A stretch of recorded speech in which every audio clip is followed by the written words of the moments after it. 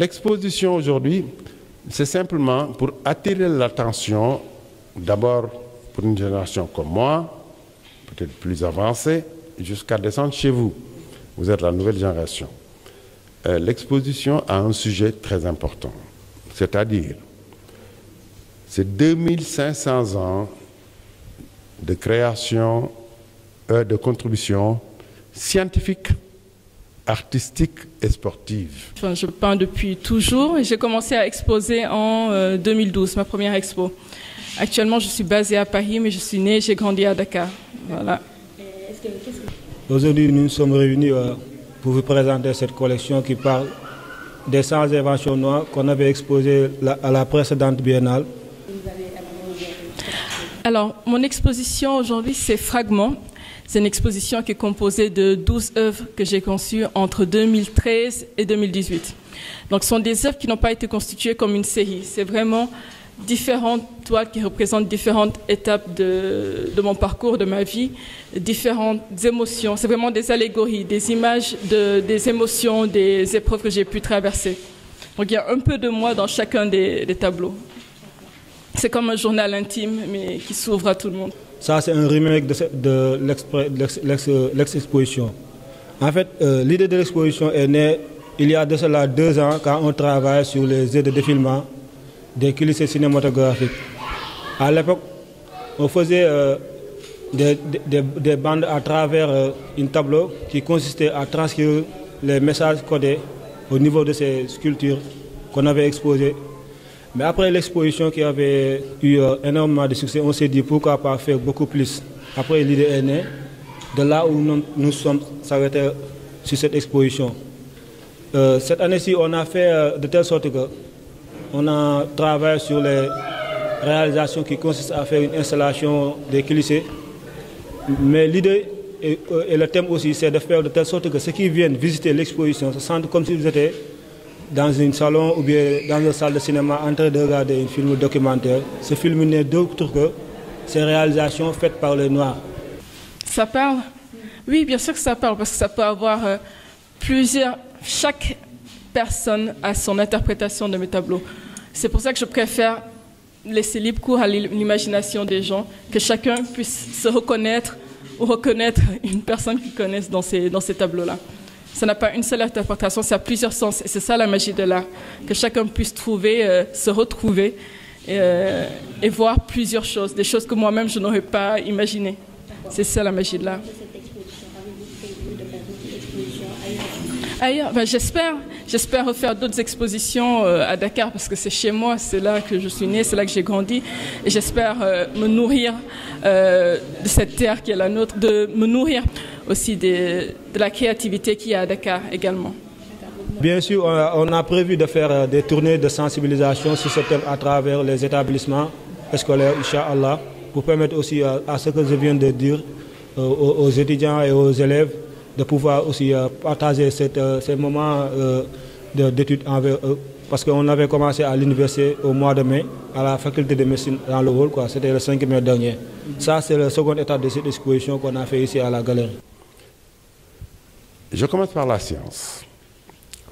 Je veux d'abord commencer par notre cousin, Cheikh Modibo Diarra, qui était le directeur pour envoyer Pathfinder sur Mars. Et il est malien, donc c'est notre cousin. Et je reviendrai aussi sur Souleymane Atta Diouf, qui est un artiste sénégalais, qui avait patenté à l'époque le train solaire et le bateau solaire. C'est pour ça que Abdoulaye Wade disait toujours je vais vous amener des bateaux de là, qui va vous amener à Bargny, c'était ça. Malheureusement, il n'a pas vu son rêve se réaliser. Il est décédé en janvier 2016. Ce qui doit nous instruire, le savoir est pour tout le monde.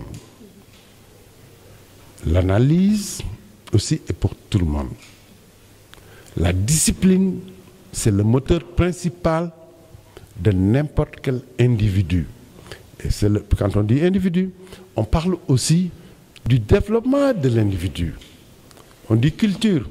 La culture, c'est ce que nous faisons tous les jours, de notre lever de notre lit jusqu'à notre coucher sur notre lit. Et c'est ça la culture. Le savoir, c'est la combinaison du cœur et de l'esprit. Et l'analyse, une analyse positive. Mais il me semble que nous avons vécu des périodes difficiles. Et je ne connais aucune autre nation, je ne connais aucun pays dans le monde qui n'a pas vécu les mêmes soubresauts que l'Afrique a connus. On nous dit l'esclavage, la colonisation. C'est une excuse qu'on nous vend. Et nous pensons que nous sommes, nous, des sous-hommes. Parce que nous avons été esclavés et nous avons aussi été colonisés. Mais tous les peuples du monde ont été esclavés et colonisés. La preuve, les deux dernières guerres, la première guerre, etc. Il est bon aujourd'hui que nous nous ressaisissions parce que l'analyse appartient à l'esprit. Et qu'aujourd'hui, il est bon, et je crois indispensable, opportun, que nous nous réveillons, que ce soit les Noirs du continent et notre diaspora. La preuve, nous avons des journalistes qui sont venus de la Martinique exclusivement pour assister aux événements, l'ouverture du musée des civilisations noires et notre exposition aujourd'hui. C'est pour montrer la maîtrise de notre devenir et de notre passé. Le fer, la naissance du fer, la technicité du fer, c'est l'Afrique. La technicité de la terre cuite, c'est l'Afrique. Tous les pharaons qui se sont passés, ils ont été embaumés par des Soudanais. Cheikh Anta l'a défendu. Aujourd'hui, on attribue l'origine souvent de ceci ou de cela. Le titre de l'exposition, c'est 2500 ans de contribution scientifique, artistique et sportive. Donc nous avons couvert tous les domaines d'un individu, c'est-à-dire la culture générale du monde. Et c'est ça l'excuse pour monter une exposition comme ça. Et je vous demande à la jeunesse qui me regardait, qu'elle soit d'ici, du continent ou d'ailleurs de la diaspora, de se ressaisir et d'oublier ce qu'on nous a inculqué d'esclavage, ce qu'on nous a inculqué de colonisation. Tous les peuples du monde sont passés par là. Ce n'est pas un complexe. Enfin, je suis très heureuse d'exposer là, dans ce lieu mythique de Dakar, dans ce lieu mythique de l'art, qui est la galerie Yassine Art. Je suis très heureuse qu'il m'ait accueilli, que la famille Thiam m'ait accueilli entre ses murs. Il y a aussi une très belle exposition collective qui est ici à la galerie. Et je suis heureuse d'avoir été insérée, d'avoir été inclus dans cet événement, dans cette énergie aussi.